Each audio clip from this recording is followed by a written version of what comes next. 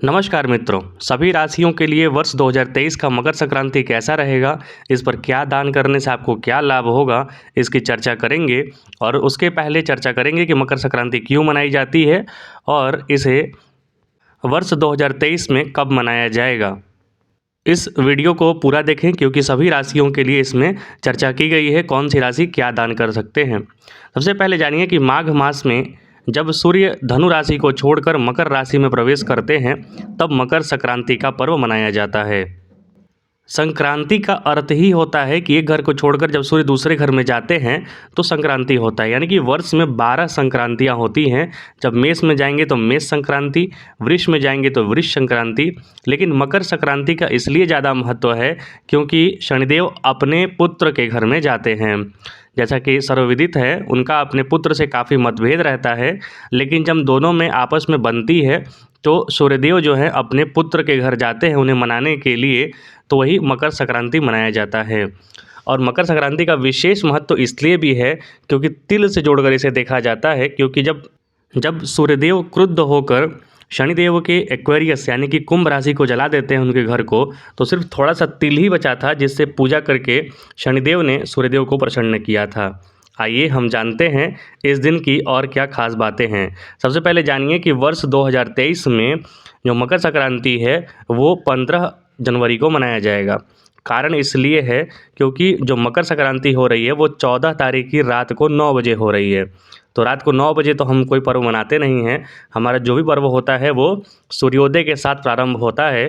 तो इसीलिए 15 जनवरी की सुबह यानी कि पूरे दिन मकर संक्रांति रहेगी, उस दिन मनाया जाएगा।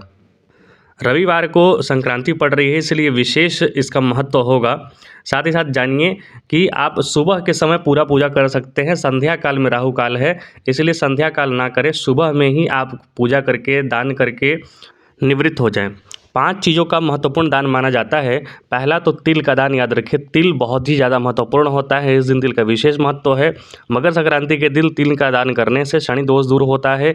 यदि तिल मिश्रित जल से यदि आप सूर्य को अर्घ्य दे रहे हैं तो पिता पुत्र में परेशानियां हैं या फिर सूर्यदेव की परेशानी है तो उससे भी निजात मिलता है। घी का दान दूसरा होता है, घी का दान भी विशेष महत्व करता है। यह सूर्य और गुरु दोनों का दोष दूर करता है।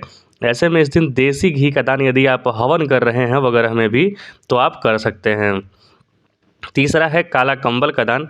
काला कंबल का दान करना गरीबों के बीच बहुत महत्वपूर्ण है क्योंकि ऐसे राहु के अशुभ प्रभाव दूर हो जाते हैं। इसलिए बहुत सारे लोगों को देखते होंगे कि आप कंबल वगैरह दान कर रहे हैं तो वो बाहर खाने तो सामाजिक कार्य करता है लेकिन अंदर खाने ज्योतिषियों वाला कार्य करते हैं।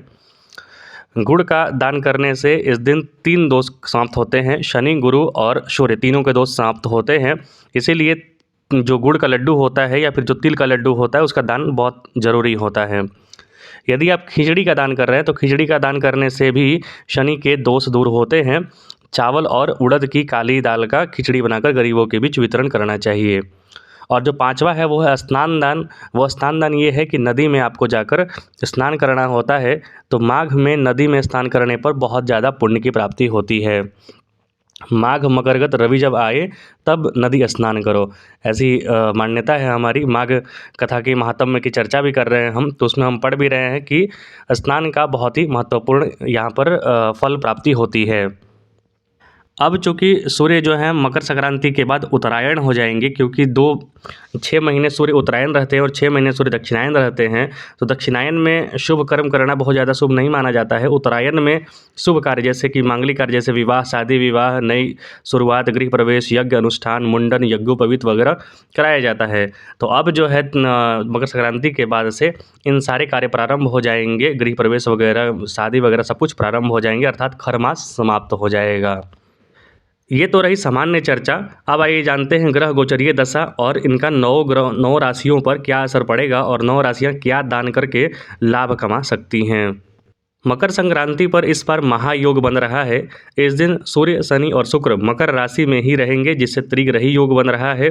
साथ ही चित्रा नक्षत्र, शश योग, सुकर्मा योग, वशी योग, सुनफा योग, बालवकरण योग भी बनेगा। ज्योतिष के अनुसार इस योगों से कई राशियां की किस्मत चमकेगी। तो आइए उन राशियों के बारे में जानते हैं। दान पुण्य शुभ कार्य या फिर मतलब जितने भी अच्छे कार्य हैं आप इस दिन प्रारंभ कर सकते हैं। कुछ मंत्र वगैरह माला वगैरह जो मैंने बताया है तो वो माला जप का भी क्रिया आप प्रारंभ कर सकते हैं अब से, क्योंकि शुभ दिन प्रारंभ हो रहा है। मकर संक्रांति रविवार के दिन पड़ रही है, ऐसे में सूर्य संक्रांति का विशेष लाभ करना चाहिए। सूर्यदेव की उपासना आप जिस विधि से कर सकते हैं उस विधि से कीजिए। स्कंद पुराण में भी कहा गया है, जो व्यक्ति सूर्योदय पर सूर्य को जल अर्पित किए बिना भोजन ग्रहण करता है वह भोजन नहीं पाप को ग्रहण करता है। अर्थात सूर्य को जल जरूर देना चाहिए, हमें नई ऊर्जा की प्राप्ति होती है, आत्मविश्वास की प्राप्ति होती है। आपके पिता से नहीं बन रही है तो पिता से बनने लगेगी।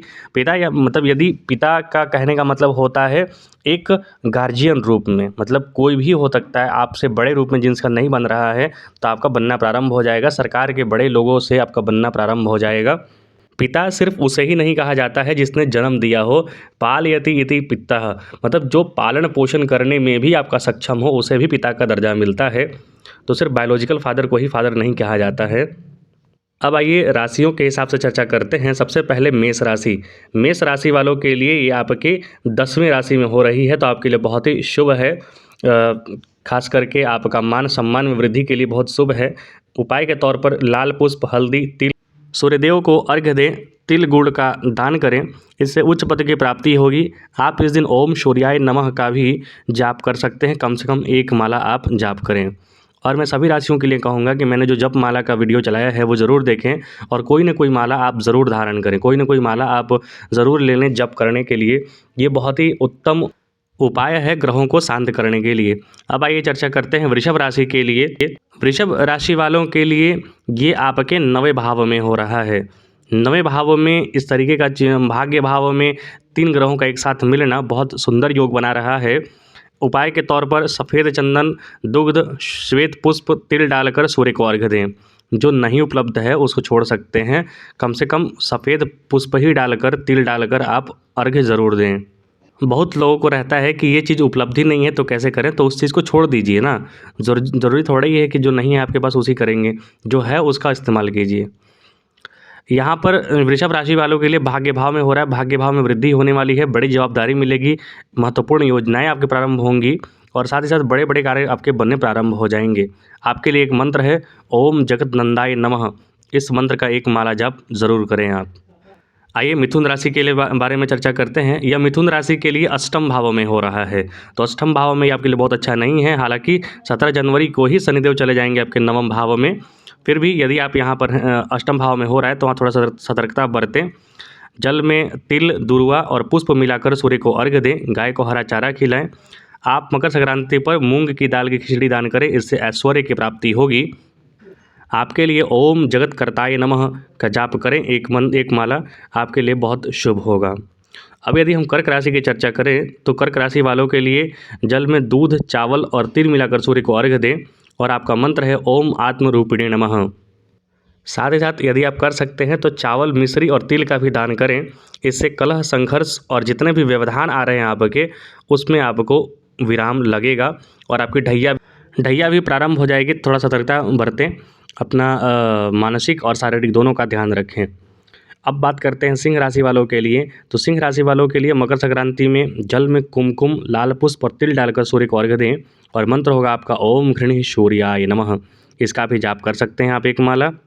इस दिन आप दान के तौर पर तिल, गुड़, गेहूँ या फिर सोना दान कर सकते हैं। जो आपके पास उपलब्ध हो उसका दान कीजिए या फिर नदी में स्नान ही कर लीजिए, वो बहुत शुभ रहेगा। आपको बड़ी उपलब्धि की प्राप्ति होगी क्योंकि वर्तमान में ये आपके 6ठे राशि में ये गोचर हो रहा है और 6ठे राशि में गोचर शुभ माना जाता है। अब यदि आप कन्या राशि की बात करें तो कन्या राशि के लिए जल में तिल, दुर्वा, पुष्प डालकर सूर्य को अर्घ्य दें और मूंग दाल की खिचड़ी दान जरूर करें। गाय को चारा दें, शुभ समाचार मिलेगा। ओम दीप्त मूर्तये नमः का जाप करें।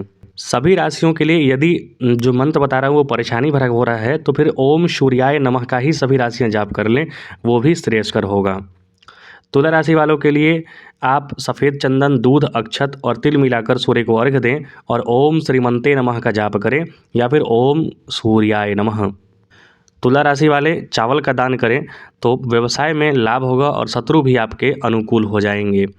ज़रूरी नहीं शत्रु हमेशा लड़ते ही रहते हैं, शत्रु अनुकूल भी होते हैं, शत्रु से लाभ भी होता है। अब यदि आप वृश्चिक राशि की बात करें तो वृश्चिक राशि वाले जल में कुमकुम, लाल पुष्प और तिल मिलाकर सूर्य को अर्घ्य दें और गुड़ का दान करें। इससे विदेश से कार्यों से लाभ और मनोनुकूल यात्रा होगी। पूजा में ओम ब्रह्मणे नमः का जाप करें, या ये ना कर सके तो ओम सूर्याय नमः का जाप ज़रूर करें। अब उसके बाद यदि हम धनु राशि वालों के लिए बात करें तो जल में हल्दी, केसर, पीले पुष्प और तिल मिलाकर सूर्य को अर्घ्य दें। इससे चहुं ओर आपकी विजय होगी, क्योंकि धनु राशि के लिए आपका 7.5 भी इस वर्ष समाप्त हो रहा है। मंत्र है आपके लिए ओम वीराय नमः, या नहीं कर सकते हैं ये तो ओम सूर्याय नमः। अब मकर राशि वालों के लिए बारे में चर्चा करें तो जल में काले या फिर नीले पुष्प और तिल मिलाकर सूर्य को अर्घ्य दें।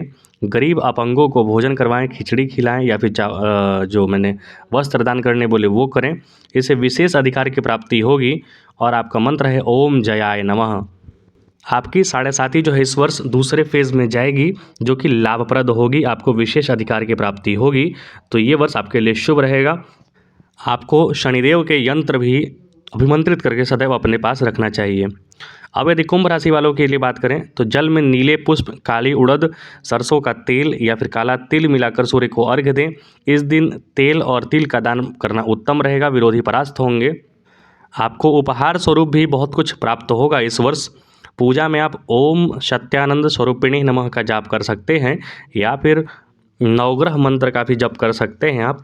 कुंभ राशि वाले आपके लिए 7.5 एकदम शिखर पे आने वाली है, जो कि आपके लिए एक संघर्ष की स्थिति तो लाएगी लेकिन लाभप्रद स्थिति लेके आएगी। तो आप सतर्क रखें, कमर कस लें और तैयार हो जाएं आगे संघर्ष के लिए, उन्नति के लिए। अब यदि बात करें हम मीन राशि वालों के लिए तो हल्दी, केसर, पीले पुष्प और तिल जो कुछ मिल रहा है इसमें से आप मिलाकर सूर्य को अर्घ्य दें। मंत्र जप में ओम भगवते नमः का भी जाप कर सकते हैं, या फिर ओम नमो भगवते वासुदेवाय नमः का भी जाप कर सकते हैं, या फिर ओम सूर्याय नमः का भी जाप कर सकते हैं।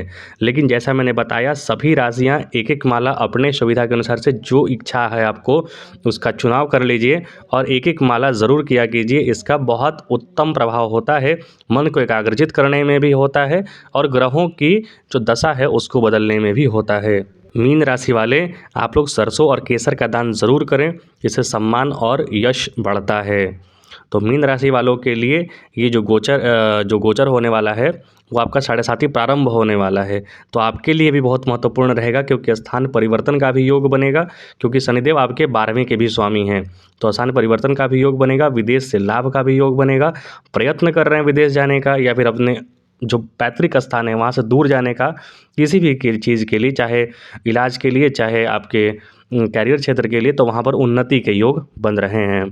तो कमर कस लीजिए। 17 जनवरी के बाद या तो आपका दिन थोड़ा गड़बड़ जाएगा या फिर शुभ होगा। तो गड़बड़ जाएगा तो उसके उपाय कीजिए पहले से।